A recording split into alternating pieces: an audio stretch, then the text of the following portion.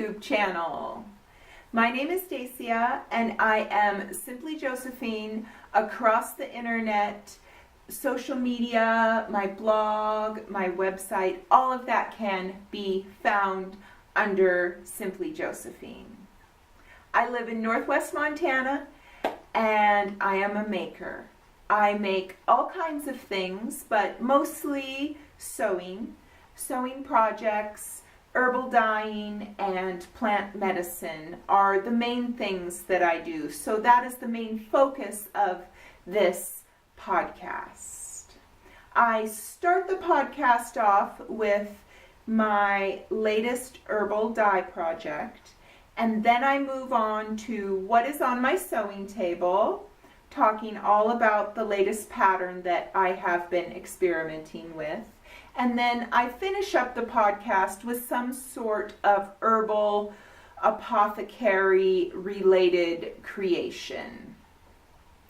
In the description box under the video, I am putting the timestamps in there. That way, if you are here just for the pattern discussion, then you can see where to find that. Or if you are just here for the herbal apothecary part of the podcast, you will know exactly what time to skip ahead to. Because I'm trying not to make these podcasts too long, but sometimes they can get a little lengthy. So that's why I'm doing that. And if you are a new person to the podcast, I welcome you. And if you are returning, thank you for your time and the discussion in all of this. All right, I've got a great show for you today. Great show. The first part, the dye project that I will be discussing, is my latest experience with an onion skin dye. Then the sewing table part of the podcast, I'm going to discuss my experience with the Verity Hope pinafore pattern, what I am wearing here, which hopefully you can see here. This is the Verity Hope pinafore. Ta-da! And then the last part of the podcast, I am going to discuss oxymel making. A violet oxymel I recently made. Violets are popping up all over the yard. Spring is here, and I couldn't be more happy about that. So I'm going to share the oxymel process. All right, well, let's jump right in. The onion skin dye bath. Cotton dyeing. Once again, I'm going to bring up this book. If you've watched past episodes, I've talked a lot about this book. If you are into dyeing cotton, this is a very, very, very good book to get. So I followed the usual process, scour, mordant, dye bath. So I scoured my cotton. Well, first I weighed it out, and I was going to dye 900 grams of fabric. And so I just figured out the right measurement for the scouring, scoured it, and mixed my mordant. I did the alum acetate mordant, and I mixed that up outside in a 5-gallon bucket, got the appropriate measurement for 900 grams of fabric. I mixed that up all the while wearing a mask, because you do not want to breathe any of those little, and it's just like a fine, fine dust. And that, mixed that up, put my freshly scoured fabrics into the 5-gallon bucket, and just put a lid on it and let that sit overnight. Right after I put the fabrics in the mordant, I came inside and I got my onion skins. I collected onion skins all winter. They were, I would say, 90% red onion, 10% yellow onion. We eat a lot more red onions. So I got my jars. They were packed pretty tight in there. And I had the 2-gallon glass jars of the onion skins, and I mixed those in my dye pot with about, I would say, this is a pretty big dye pot, so I would say about 3.5 gallons of water. And I brought that up to a boil with the onion skins in there and just let it simmer away for at least an hour. I would just give it a stir as I walked by. You know, I just went about my business. Whatever I was doing, I just carried on with it.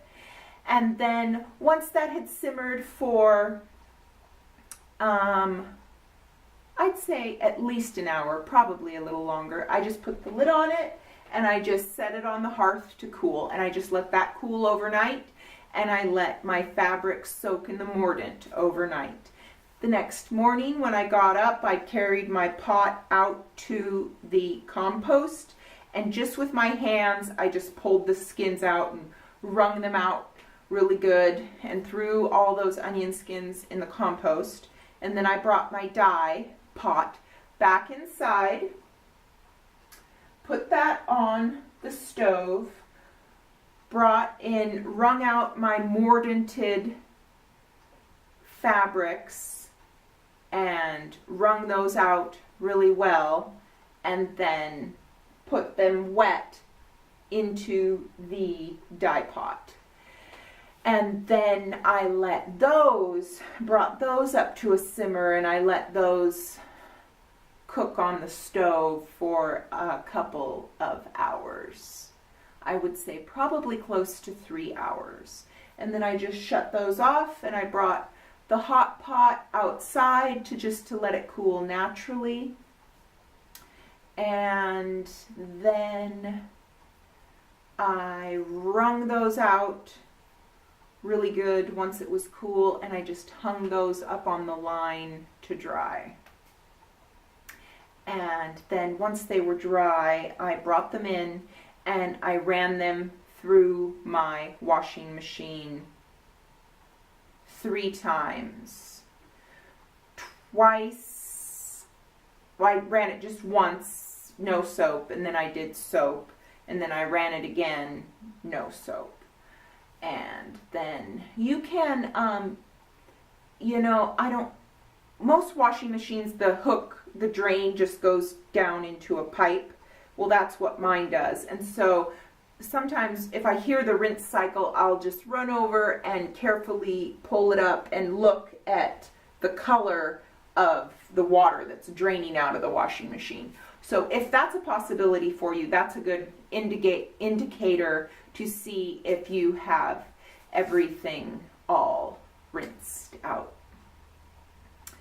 Now, something I've noticed is I don't have the best color consistency, lighter and darker spots, but I think that's fairly common with dyeing cotton. Now, in this book, she does mention a wheat bran bath, and you do the wheat bran bath in between the mordant and dye pot. They say it's like to help rinse out the excess mordant.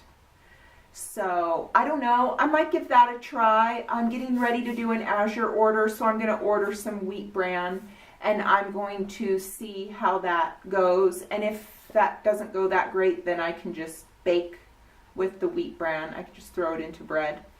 So I'm going to probably order some of that and give that a try. I will show you how my onion skin dye bath turned out.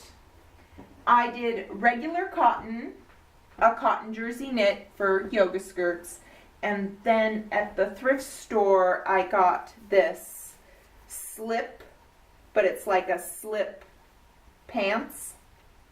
Anyway, I wear a lot of skirts, and so I think this will be nice. And it's nice to have a little bit of lace coming out the bottom of the skirt. I think that's pretty. So that's why I got this and dyed it. So this is like old slip material, so I'm sure it's polyester. I dyed that, and then the cotton fabric. This is how this turned out. And as you can see here, there is some variation to it, but I don't mind. It kind of looks tie-dyed. I think I'm happy with the color. The jersey knit turned out quite a bit more like tie-dye, as you can see here, but I think that will be nice on for yoga skirts, which is what I am mainly going to be making with this fabric. I dyed some lace too. I'm thinking I might put another color lace band maybe along the bottom if I have enough. So that is the onion skin dye project. I am not sure what I'm going to make with this, but I did order some of this fabric, and I think this fabric will go very nice with the onion skin dye fabric. And this is Observer, and it's designed by April Rhodes, and it's for art gallery fabrics. I love art gallery fabrics. They are the first I go to when shopping for fabrics. I love all of their designers, and they have just beautiful, beautiful collections. This also comes in a really pretty blue color. I've made some things out of this same design before, but I think those two will pair nicely. I thought I would show you.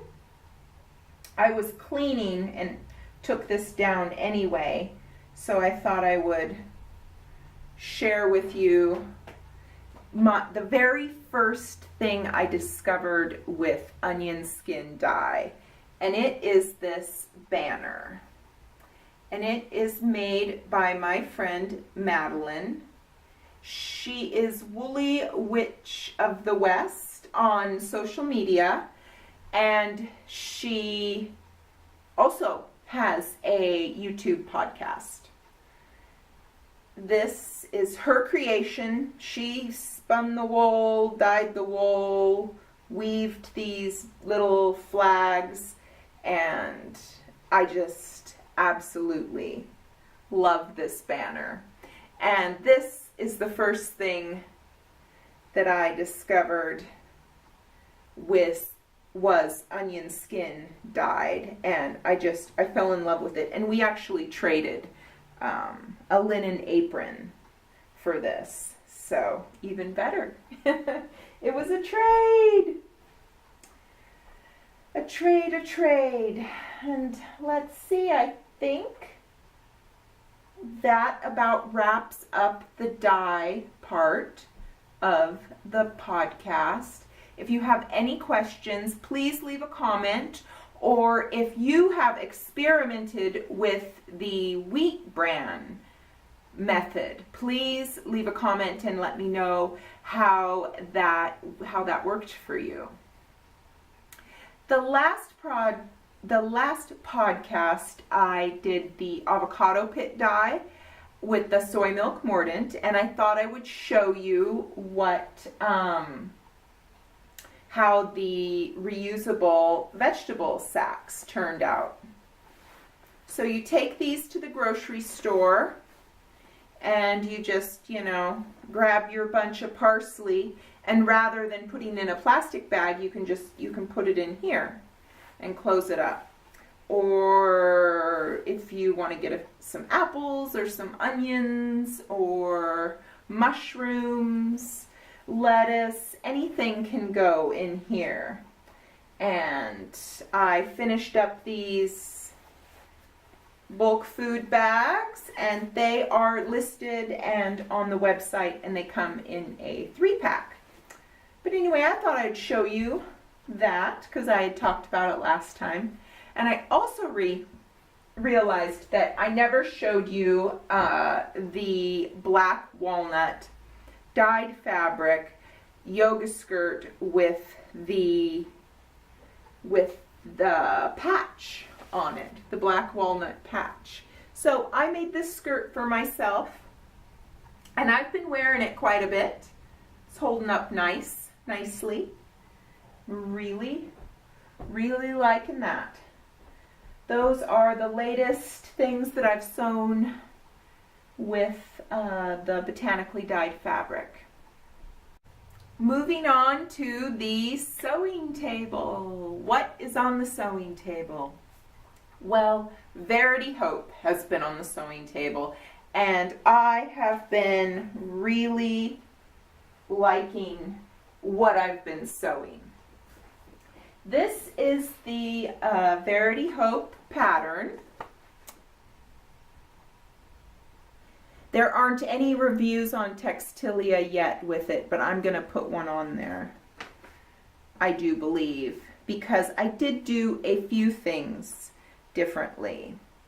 Like, first of all, I made this one here, but the sleeves, those sleeves were a bit much for me. I don't know how I could get into all this ruffle on the sleeve. Like the flounce along the bottom, that's plenty of ruffle for me. And I did not make these bloomer pants that go with it.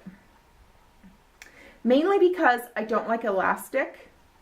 And so, I'm not crazy about elastic. So that's probably why I decided not to make those. And like I said, the arms, that was just a little bit too much.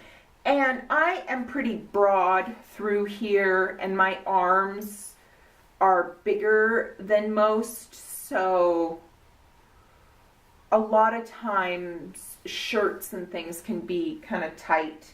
And I did find this pattern ran pretty small, so that was just a whole nother reason why I decided to skip the sleeves. So let's see here. I found the pattern extremely easy to follow, very easy to make. It, it's not really that much. It's the back panel, and then the two sides, are the same. And then there's the flounce. So that's that. And then there's a little strip of bias tape. And I made a couple of these. This one here. So I will show you those. There's this one here. And I just go around this side, and then the other one I did a buttonhole right here, and then just tie in the back, and a pocket. I made the bias tape on this one, which bias tape is homemade bias tape is so much prettier to me than store. This is just your average store-bought bias tape, and I don't know, I love the look of the homemade bias tape. I have a bias tape maker. It's a Simplicity brand. They're about $100, so it's much cheaper just to buy the little bias tape tip, and you can run that along and iron at the same time. Even having the bias tape maker, you have to iron just about as much anyway. But some of the first things I made sewing had bias tape, and I wasn't very skilled yet at sewing. There were, so that's why I just bought the maker. I didn't even really think about just getting the little tips. But if I were getting into making bias tape now, I would, rather spend a few dollars versus $100. But also, again, if you're going to make a lot of bias tape, then it's nice to have the bias tape maker. You just wind it up on the spool, turn the thing on, press the button, and you have your tape. So that's my 2 cents on the bias tape maker. So there's this one. And then there is this one, the same pattern without the flounce. I love this moon phase fabric. These are both art gallery fabrics. So you can Google art gallery fabrics and they have some lovely designs. So this I decided to do the apron ties, the same color as the bias tape. I don't know if I should have stuck with the blue, maybe. I don't know, we'll see. We will see. And then again, another front pocket. When you make your bias tape, you can just wind it up on, like, this is just wound up on a business card for safe storing. Because if you're gonna cut up fabric for making bias tape, I just figure if I'm gonna do it, I might as well make enough for another project. Because to get the bias cut, you already have to use a larger amount of fabric anyway, so I just figure why not make more? So these work good for covering a raw edge. Any raw edge. Bags, aprons, anything you want. And let's see here. Here's one. Oh, and this purple fabric, this is a Joel Dewberry fabric. This is this metallic-y cotton fabric that I got from Joann Fabrics.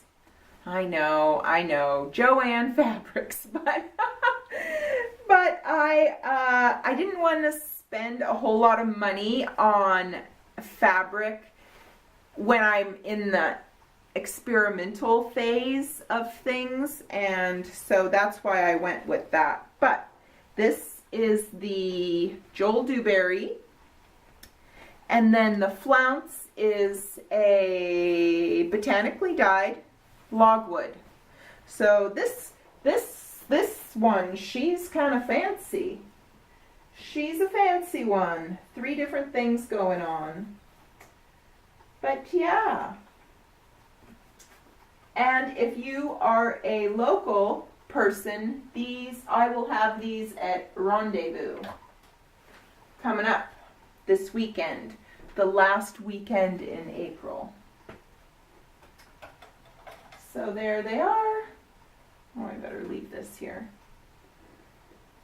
So that is that. This pattern Yep, very, very happy with it. Very easy to follow, very easy to do. Again, I think it runs a little small, but maybe that's just me. I would give yourself a little bit of room when you start to sew this. Then that way, if it seems like, you know, because as you're sewing, you can try stuff on and readjust from there. I did make this part a little bit longer, but that might just be, you know, because of me and my sizing. But even these other ones that I won't be keeping, these will be available for purchase. I made them a little longer too, because if you're going to wear this, I mean, this isn't something you wear by itself. It's something you wear with other clothing. And if you're going to wear it as an apron, well then you might have a long sleeve shirt on under here. So you will want it to not be so bulky. And let me see here. Yep. I think that's about that. We're about done with the Verity Hope review. Very, very happy with it. Such a cute apron dress pinafore. I love it. Violet oxymel. And oxymel is just basically a fancy word for vinegar, honey, and plant material. I like all kinds of different plant material for oxymels, but violets are so lovely in vinegar. The vinegar draws the color out and the sweetest of flavors. So that's why I'm making an oxymel today. I made this in the past. This is a rosehip oxymel. So I'm going to strain this up here. It's a beautiful color.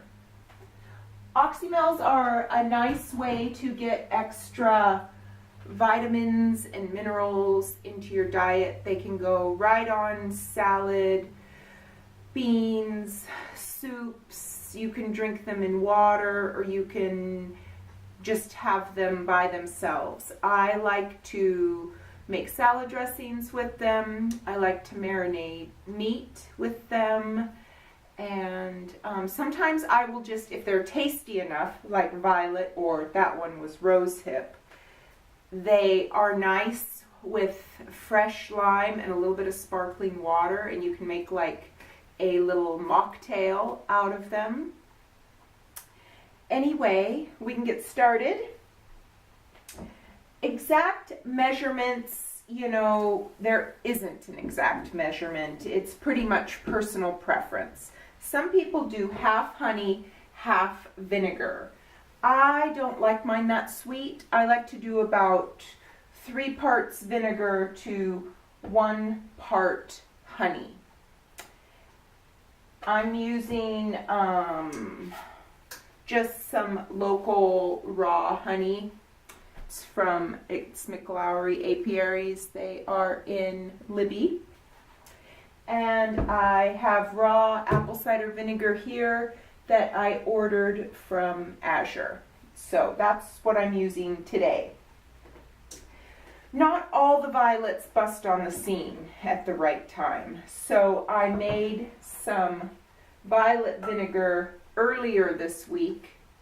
If you want to see the color difference, it's a little bit more purpley than what I'm going to use today. They weren't all ready at once, so I made a little bit of vinegar ahead of time infused. So we're going to use this as well and then top off with that vinegar. But these violets, they are quite glorious. Oh, the smell is so good. Anyway, Oh, there's a fly buzzing around here, or bee or something. I picked them and then I just put them out on the counter just so bugs can vacate. So I picked these about 3 or 4 hours ago. So I will go ahead and put those in here. You could do violet leaf and flower if you wanted. I'm going just with the flower today. And typically I would use more flowers, but I've already infused quite a bit in here, so I had to do this in stages due to how many violets I could pick. So normally I probably would have had this about halfway with fresh plant material. I'm going to cover that with honey. This honey might be a little cold.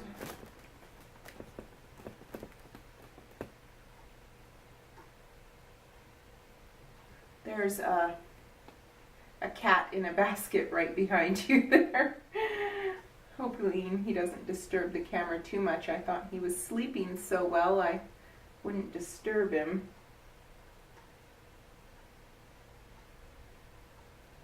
Alright, so here she comes.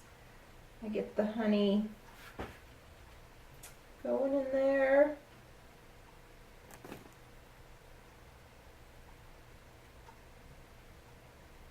You can also infuse violets just in honey, and that is a delicious treat. Lovely for tea. I even like flower honey in coffee with some fresh cream. It's very nice. Okay, I'm getting a nice layer of honey down in there.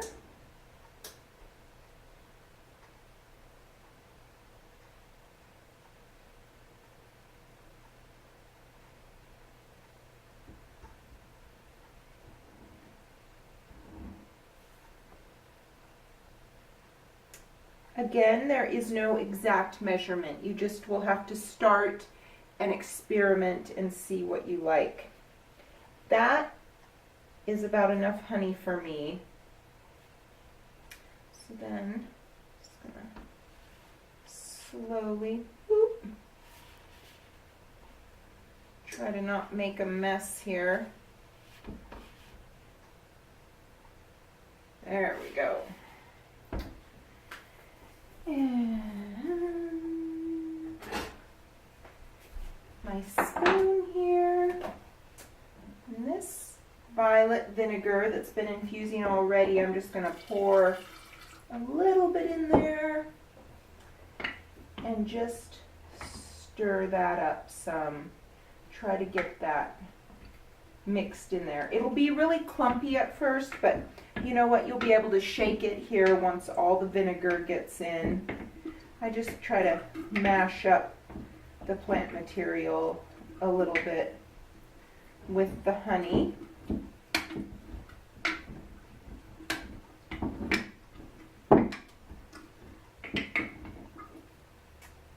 Pour a little bit more in.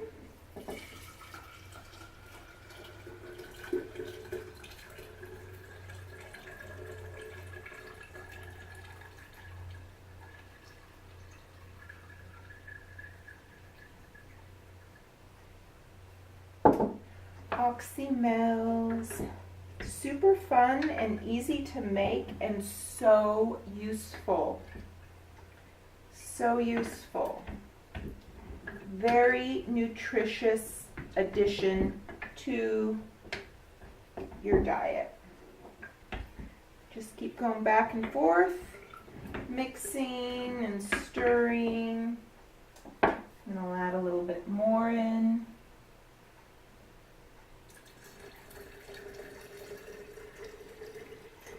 Probably go ahead and fill her up now.